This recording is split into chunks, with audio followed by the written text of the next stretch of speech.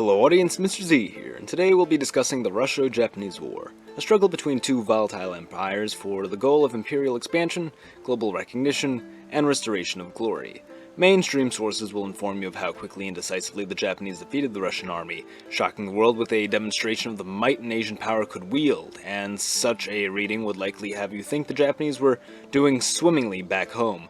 But in truth, things were quite trying for the island nation. Japan had, from about 1870 to the war in 1904, been going through vast changes throughout the Meiji Restoration. A number of rich and powerful oligarchs had come to power, consolidating the Japanese empire and pushing it into a direction of westernization and modernization, acknowledging that if Japan were to survive as a nation-state, the ways of old must be put aside for weaponry, tactics, and practices of the modern age. So the Japanese empire could not only survive, but thrive. This, of course, was met with a rise of resistance, which the government would meet with aggressive suppression. Much of the population who initially lived an agrarian lifestyle and survived off farming would find themselves thrust into a more industrial society over the span of only a few years. Conditions in Japanese factories were notably poor, leading to great unrest within the working class, who would, during the late 1890s, begin embracing socialist ideals, most commonly anarchism and syndicalism. The public would grow increasingly aggressive during the war for all the husbands and sons they felt were being thrown into an unnecessary war. At least, that's the way they saw it. The Russo-Japanese War was essential for the development of the Japanese Empire into the beast it had become during the Second World War. It would assure Japanese dominance over the Korean peninsula for later expansion to China. Yes, the Russians would hold Manchuria, but that was an acceptable loss. Except it wasn't only Manchuria the Russians wanted. Tsar Nicholas wanted a year-round warm water port into the Pacific, just as Peter the Great sought one in the Baltic Sea. Nicholas wanted to make Russia the dominant European force within Asia, harvesting resources and trading them abroad with the US or carrying them by rail back to Europe. But he needed both Manchuria and at least a part of Korea. The Japanese were willing to concede Manchuria and recognize it as Russian so long as the Russians would recognize Korea as wholly Japanese. Tsar Nicholas refused and offered them what is today South Korea, while Russia would retain the north. Japan would refuse and, being insulted by such an offer, attacked the Russian fleet at Port Arthur, beginning successful campaign after successful campaign against the Russian army, demoralizing Russians back home and leading to a great loss of faith in Tsar Nicholas by the Russian people, many of whom put up with living with little to no democratic voice in Russian policy, peasantly living conditions, and even war because they believed Tsar Nicholas would not fail at restoring Russian glory at the international scene. But these losses were humiliating, an embarrassment even. A European empire, one as massive as Russia no less, being defeated by a small Asiatic island nation.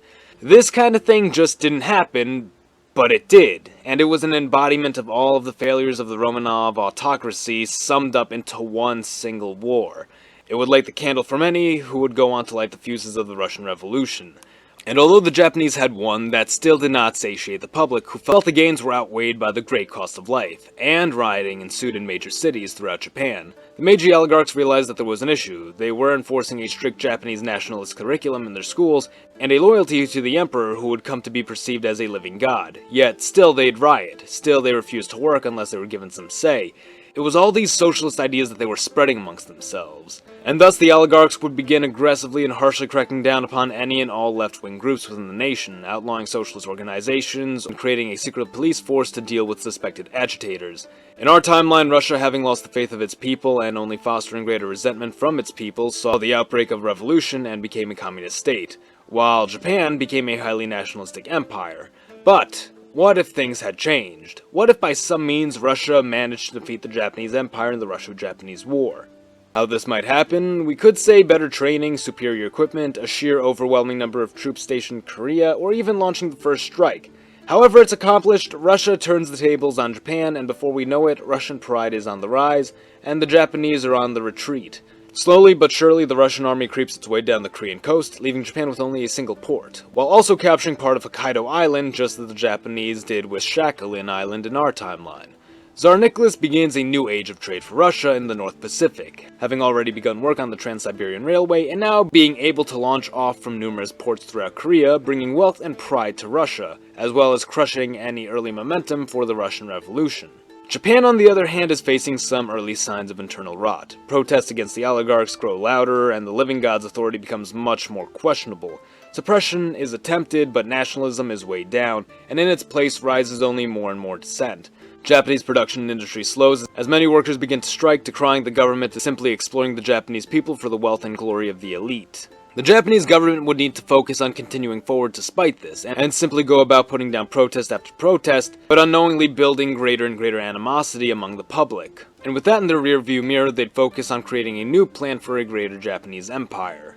Germany happened to have some small territorial holdings in the Pacific, but they'd have to do. They'd be easy targets since the majority of World War I would be carrying out in Europe. So, with that in mind, Japan offers to help the Triple Entente in exchange for German Pacific colonies. Unfortunately for Japan, that might not be as easy as they hoped. See, the most immediate target for Japan would be the German colony of Qingdao. However, Germany had there a few thousand soldiers within a very well fortified fort, as well as a number of German imperial vessels and U-boats. Now, Japan in our timeline sent their entire fleet and about 8 times as many soldiers, as well as some support from Britain. However, this time around, following its war with Russia, the Japanese fleet would be significantly reduced, and wouldn't be taken as seriously enough by Britain to garner the support of valuable assets that could be focused on the conflict in Europe. Overall, things would be swayed more toward the German side, and even in our timeline, despite being massively outnumbered and outgunned, the Germans managed to take nearly 3,000 Allied casualties, while the Allies only managed about 700.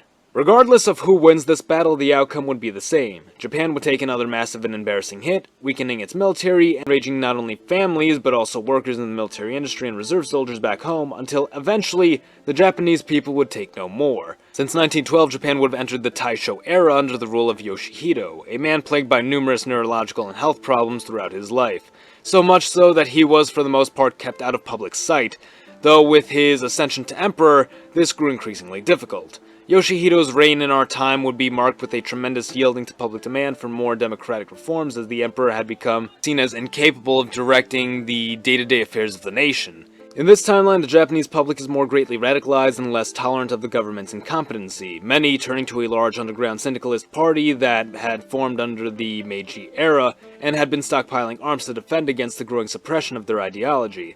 In 1916, after a succession of small victories and minor land acquisition at a tremendous cost of life, one final protest of the war would gather in Tokyo, some of the protesters being armed syndicalists, and others having ties to anarchist groups, but the majority being the average Japanese citizen, sick and tired of the current order. Soldiers would attempt to disperse the protesters, who would become more and more aggressive, eventually forcing the soldiers to fire upon them, leading to retaliation from the armed syndicalists within the crowd. Chaos would fill the streets, and government buildings would be sacked as far-left parties were organized for a capturing of Tokyo and other large cities. The Japanese Revolution had begun. The Great War would rage on beyond Japanese borders while a great mayhem consumed the Japanese islands. The Navy would be called back to defend the islands and put down the revolt, but it'd be too little too late. They'd arrive to a nation fallen under a communist flag, their god emperor imprisoned or worse, and the military they once knew firing upon them as enemies. The Great War, in the absence of the Russian Revolution and with greater efforts along the Eastern Front, would end early in 1917 with an Entente victory, and unlike the Allied intervention in Russia of our timeline, few countries would see Communist Japan as a serious threat or even a matter worth addressing, and thus only minor British, American, and Russian intervention would be made with little effect, short of Russia occupying the whole of Hokkaido, a region holding a dwindling population still loyal to the emperor and willing to accept Russian rule for protection from the communists. The island nation would go under a series of economic and social reforms, where laborers would be organized into syndicates by the government as a means to grant more power and freedoms to the workers as a union than through the government itself, creating a loose united syndicate of smaller syndicates across Japan. Honshu, Japan's now northmost island, would build upon and further industrialize itself along its coastlines, while its two southernmost islands focus on agriculture and fishing. Internationally, Japan would be very incompatible with local states in terms of trade, leaving it nearly untouched by the financial crisis of the 1930s, during which it would continue growing its domestic power while disseminating its ideology throughout China, Taiwan, Korea, and Vietnam. During this period, Russia would have attempted to expand further into the Middle East and China by annexing Afghanistan and Mongolia, but would push itself a bit too far, and not only lose both, but trigger a revolt within the Stanlands and Poland, who saw this as an opportunity to declare independence from Russia, leaving it combating these independent forces while communism, syndicalism, and anarchism grew beneath it. Eventually, Russia would recognize the independence of Poland, Mongolia, Kazakhstan, and South Korea, the most latter of which would see the emergence of an anarchist colony functioning as an extension of the Japanese syndicate, while the Chinese coast and North Vietnam united under communist rule with Japan and Korea into the Asian Syndicate, who was loosely closely organized in terms of economics, but functioned very effectively in defending the borders of their land from nationalist China and Russia, having a sizable armed population and a unified militia army of over 1 million.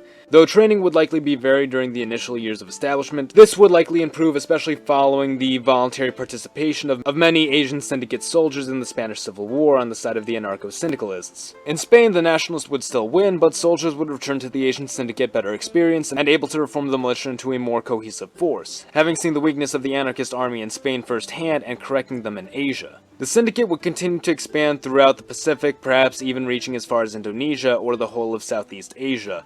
This of course means no attack on Pearl Harbor and no Axis Japan, however it could spell an alliance between China and Germany as well as Russia.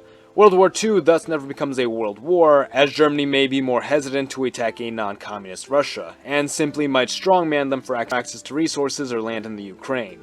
Poland may no longer have the security of Britain and France, as they would have only recently broken away from Russia, who could simply claim them a rogue state and mutually invade them with Germany. Japan is increasingly a growing threat for both Russia and China, both of whom aren't exactly prepared to combat the new threat they face, though with German support the tides could be turned in their favor. Russia and Japan at the time of the Russo-Japanese War weren't all too different, and had the war gone a different way, these two countries could have found themselves on reverse sides of history, with a Russo-German alliance facing off against a communistic union dominated by Japan. The US of Z thanks you for watching. Support our glorious legion by liking the video, or join our ranks by subscribing for more. Mr. Z, out.